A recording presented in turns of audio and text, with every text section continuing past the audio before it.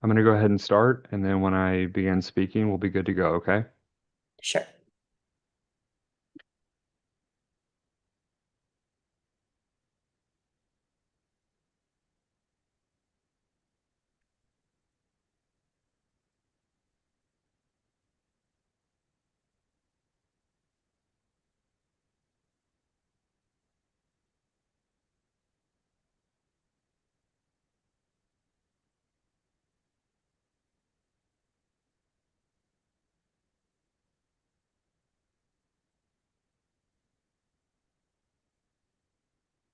Okay, good morning, everyone. We're going to go ahead and get started. Welcome back to day two of Sidoti's May Microcap Conference.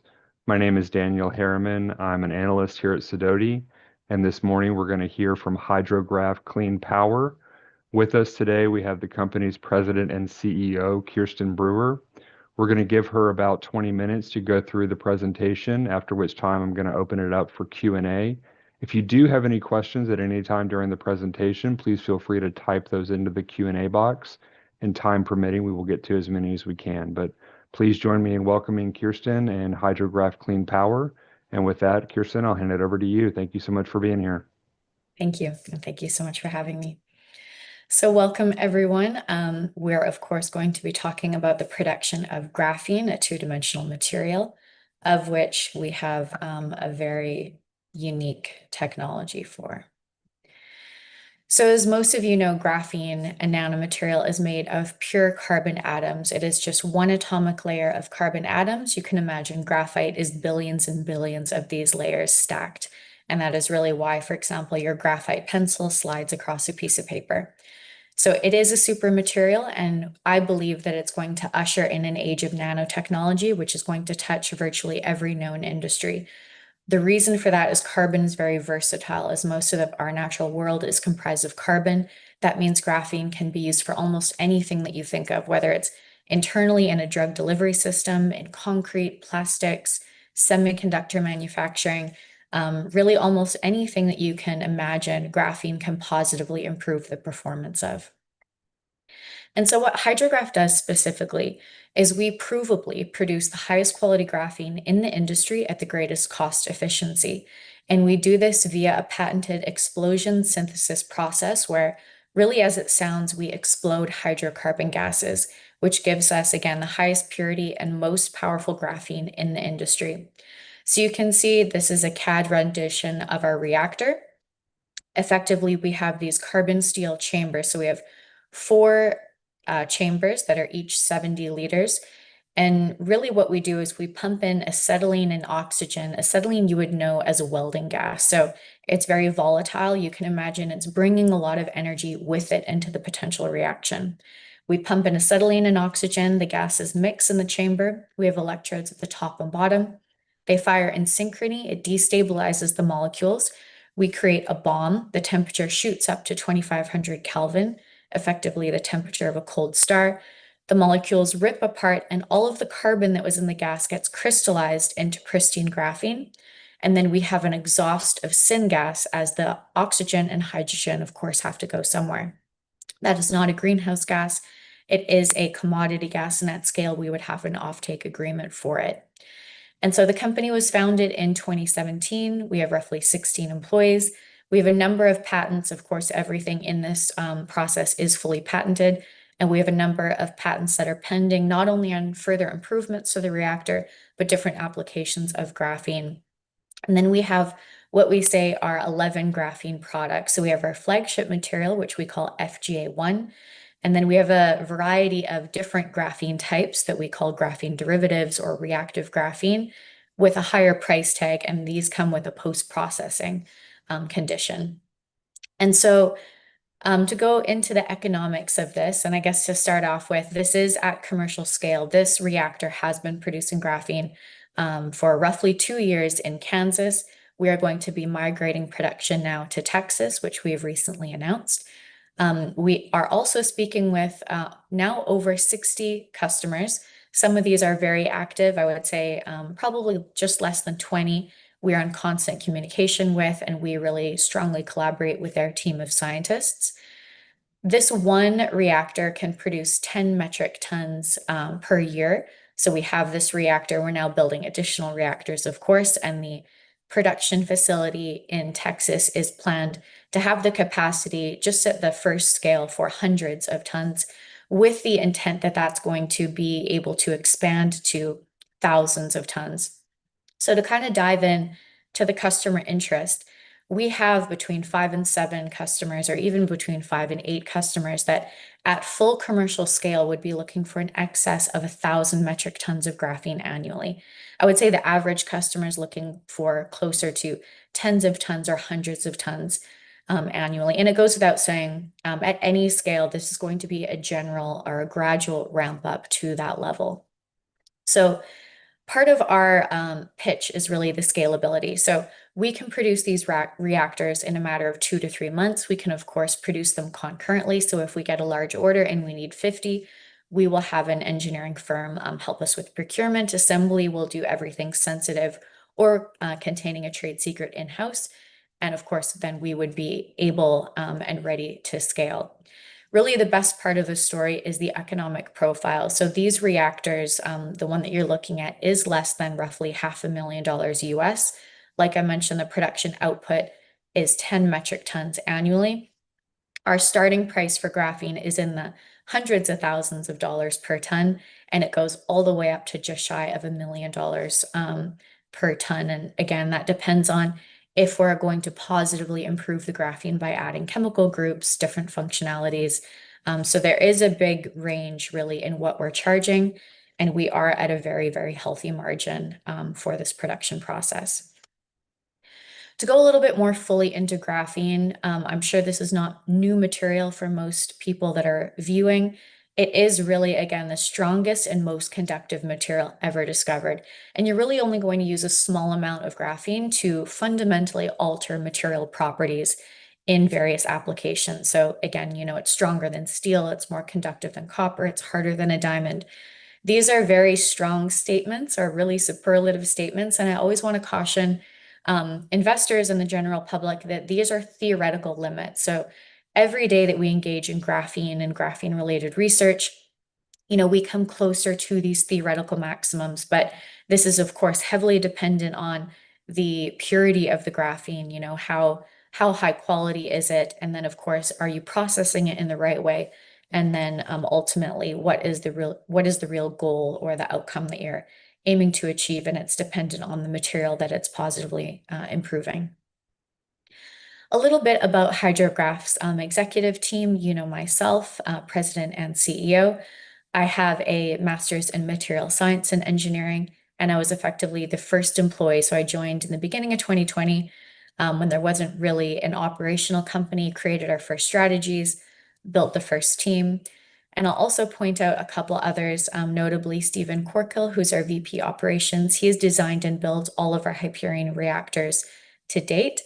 And then, of course, the brilliant Dr. Sorensen, who is now our VP R&D. Both Stephen and Chris, we had effectively poached from Kansas State University. That's why our facility is still in Kansas.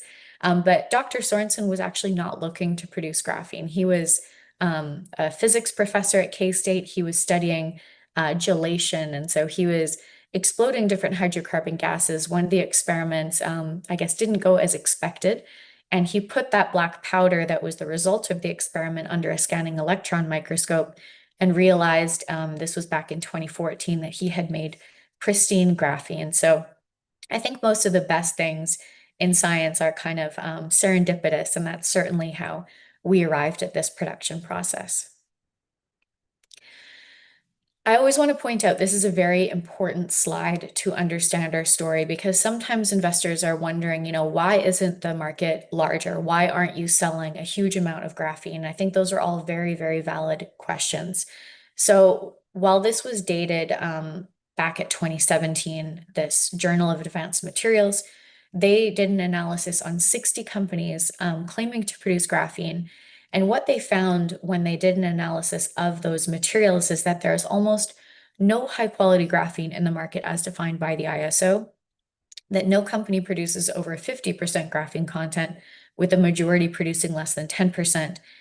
really meaning that companies are selling graphite powder and not graphene. And I really believe that is one of the reasons, and there are a couple, why the industry has been held back. If customers aren't able to source high quality and consistent graphene, they're not going to be able to commercialize new materials. And so for HydroGraph, we really don't face any of these challenges. Every single time we turn on that reactor, we make exactly the same type of graphene. So we truly have consistent production at industrial scale, which we believe is an industry first. Every time we turn on that reactor, it is 99.8% pure carbon content graphene. It is 100% graphene. There's a tiny amount of oxygen, which we actually believe strongly improves our conductivity.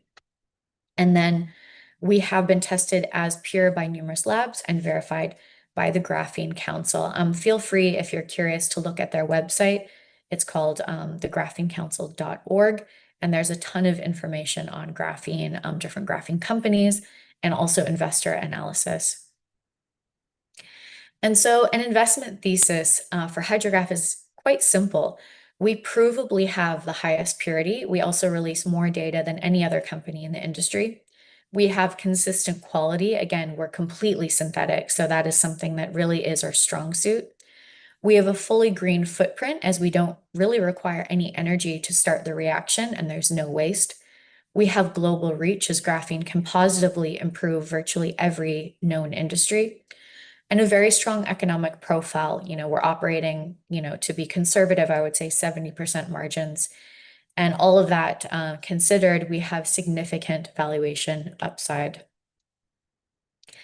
I would say this is the other slide that is very critical to understand our story. I would say this is the single largest commercial catalyst that we have experienced. And so I can also point out that I think this has done so well that there is some indication that we might be replicating this innovation hub outside of the UK. So it's too early really to speak more, but I do think that because this has been so successful, there has been interest in other regions to continue engaging in graphene research.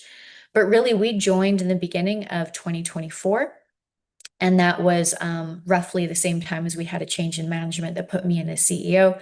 This is something that I had been pushing towards for a long time because graphene was discovered in Manchester in 2004. So there erupted a very, very strong ecosystem with graphene and graphene-related research. So really a very strong collection of graphene researchers with a ton of expertise. And this innovation hub that's called the GEEC, the Graphene Engineering Innovation Center, really has everything that a company like us needs to fully commercialize a graphene product. So we have a team of PhD research scientists at the GEEC, but there's also all the industrial prototyping machines that we require, all the characterization devices. But importantly, the GEEC has their own staff, and this staff, because the GEEC is this hub for graphene research, has direct experience working with the different commercially available graphenes. So when customers come to the GEEC, and it might be a customer, let's say it's Boeing, and they want to make a new component, they have a very certain set of criteria, and they might say, we want high strength, we need it to have anti-corrosive properties. And the GEEC, because they have that experience working with different graphenes, they can select the right type, or better yet, they can benchmark graphenes against each other. And so with our performance, this has been a very advantageous environment for us to be in. We have been awarded huge projects since we walked through their doors. And I will also point out that the slight negative here is because there's confidentiality agreements between the GEEC and their customers. We don't always know really how we're performing until the project is closed, and then we get connected with their corporate team. But really, for HydroGraph, this is an ecosystem where overwhelmingly customers are paying for the research. To our knowledge, we have outperformed all other graphenes really in that area. And, again, I would say this has been, the single best decision for us in order to not only spread word of mouth on our performance, but really get access to blue chip companies. And this was, shockingly enough, the place that we were first introduced to the US military. So again, very, very strong ecosystem. And I'm thrilled that there might be the opportunity that this is going to grow to other regions as well.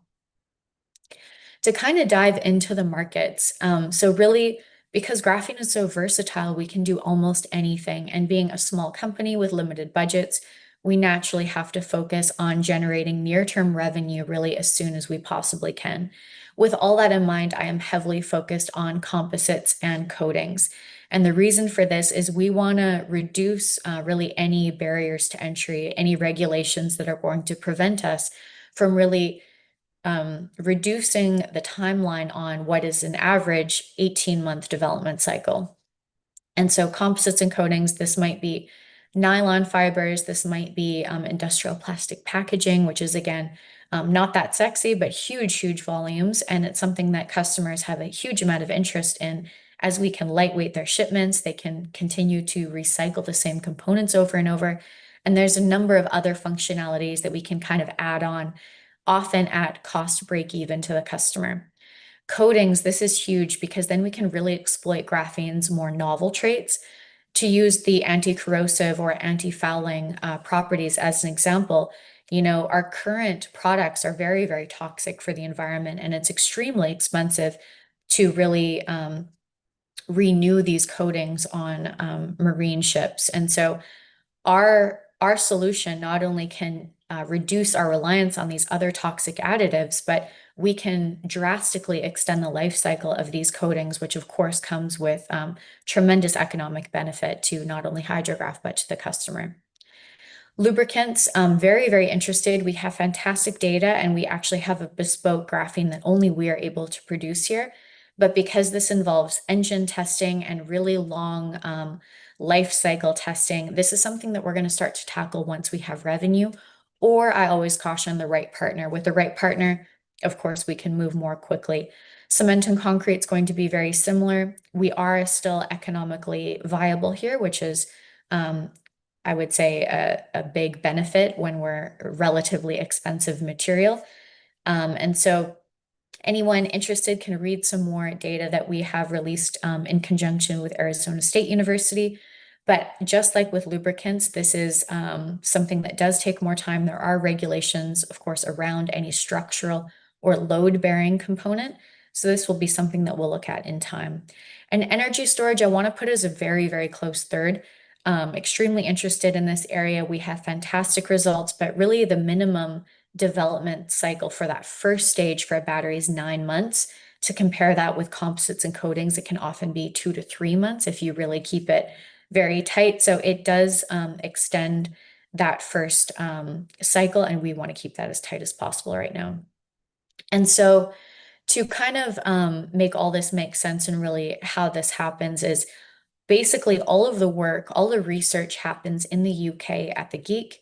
We not only perform research ourselves as HydroGraph, but we use the Geek staff to have a verified third party. We collaborate with customers in that ecosystem. And then when we have that data, we bring that internally and we use that with our own business development team to, of course, secure additional customers. We move from laboratory testing then to industrial trial. And at the completion of industrial trials, which can take, between, I would say, 6 months and a year often, then you sign customer contracts. And with materials, it's always going to take time to go through all of the required testing, any regulations. But the benefit of this being, I would say, some sort of hurdle for customers and HydroGraph to go through is that once we're in, it's very, very sticky. We can often be spec'd in for decades. Our materials in general can be spec'd in for decades. And so to touch on a couple of our opportunities, we've been speaking with a large automotive company for roughly a year. We are expecting a purchase order that would be associated with our scale up. And this at scale would be very, very large volumes. So in excess of hundreds of tons, could be more than 1,000 tons annually. We're also in discussion with the world's largest PET producers. This one is very exciting, but there are regulations around PET. You would know PET, for example, as a water bottle.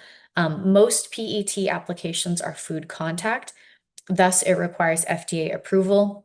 We are using this because I think everyone's aware I'm not hugely in favor of going through these regulatory hurdles. This was moved forward by previous management. We are now using this as an opportunity to open doors with these customers and really pivot those conversations towards materials and plastics that don't require that. So, for example, that might be polypropylene again, it might be high density polyethylene, but there's a number of ways that we can start to commercialize materials within that supply chain that don't have any really hold up. And I would say one of the most interesting for me personally, and that I see the fastest growth in, is tactical fibers. We have had a huge amount of interest from defense companies. I would say also various military departments from various countries. And I think that especially with HydroGraph being a US patent, with the overwhelmingly the team in the US, we have had, again, a huge amount of interest in our ability to really start to onshore, you could kind of say critical mineral development. So because graphene can so drastically alter the strength of different materials, we have been used very positively for nylon PA6 fibers. We've also been working with PEEK in each of these areas, and there are multiple customers here, overwhelmingly in the US, that these are at very, very large scales once fully commercialized. So to kind of wrap all that up, we're focused on composites, coatings, and batteries. This makes up a pretty large segment of the graphene market. And then the secondary markets would be concrete, lubricants, biosensors, lots more than I've listed. Really anything else that you're thinking of is going to be in the secondary market. And again, I want to urge, we're not ignoring these areas. It's just we want to focus on near-term revenue. So for anything that's going to be in a secondary market, we're either going to be tackling that later or we're going to be relying on a partner. So to go back to our production system, I always want to, again, reinforce we are only in the business of selling graphene. We will never be in the business of selling or licensing our units. That is really the value, I believe, in the company is our IP. Therefore, we will maintain the security of that always in-house in centralized facilities. To kind of go back to the big picture, we really take readily available feedstock gases, acetylene and oxygen. We do have all hydrocarbons covered in our patent, but we really strongly prefer acetylene because of its purity and again, its volatility. And oxygen, we pump those into our reactor in one step, really an instantaneous reaction. We get pure graphene powder. So it's a beautiful system. Of course, the struggle for us has been not blowing up our reactors. So that's really our core competency. We feel that we've cracked that code. And again, of course, everything is patented. But again, I think the beauty of this is we, of course, don't need any graphite. We are not reliant on China. But more importantly, for our health as a company, we are able to scale with customer demand. Because this is a modular system, unlike with other companies where they have to have this huge infrastructure build, we will be able to really, at the push of a button, bring online additional reactors. And even if you imagine us at scale, let's say we have 1,000 reactors producing graphene. If something goes wrong with a reactor and we have a sensor go off, we can immediately, with our control panel, bring that offline. There's going to be then no safety issue.